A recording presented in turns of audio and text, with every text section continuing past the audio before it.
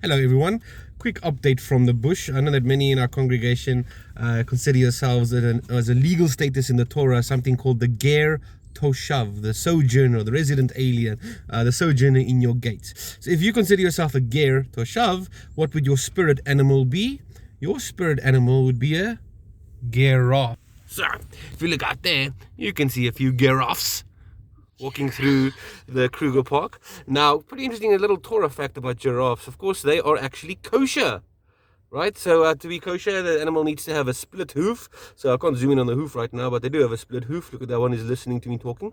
And they also need to chew the cud, which means that they have to actually eat their food and then regurgitate it and make the food go all the way down that long neck and then regurgitate it all the way back up. So don't ask me how that gets done, but I do have a hypothesis about that esophagus. But anyway, so giraffes are actually kosher, pretty interestingly. Now, why don't we have giraffes in your kosher butcheries? Look at him listening to me. He says, thank goodness for that, Baruch Hashem. Well, you might have heard this before, and I might have said this before as well, so I want to apologize in advance, or actually retroactively apologize. Traditionally, we say that the reason, well, might have heard it said, that the reason why we don't eat giraffe meat is because we don't know where on the neck to make the cut, the incision, to make it a kosher slaughter. But that's actually not true. That's a complete myth.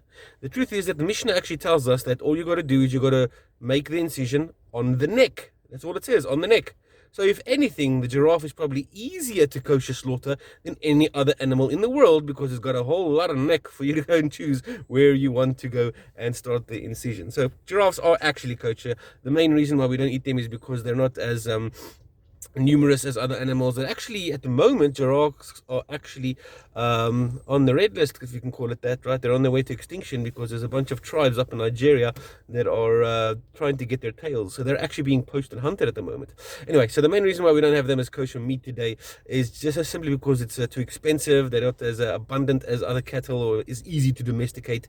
I mean, you got to get barns that are really, really high to get these things to sleep in them at night. So that's the main reason why we actually don't eat giraffe.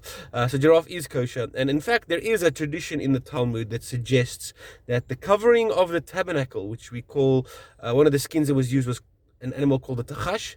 Still is a mysterious animal. We don't really know what it is. I once upon a time mentioned it might be a unicorn. It might actually even be a rhino. It might be some porpoise, that narwhal whale. There's one opinion that says it was actually a giraffe, because there is a version of the giraffe, not like ours here in South Africa, but there is one that's got like a single horn on his head. So it might have been giraffe skin covering the tabernacle as well. So the giraffe is actually really intrinsically connected to our Torah study. So there you go. Nice to see a giraffe. I'm going to go ahead and say the blessing for seeing a wild animal, and I'll see you guys at shul very shortly. Greetings.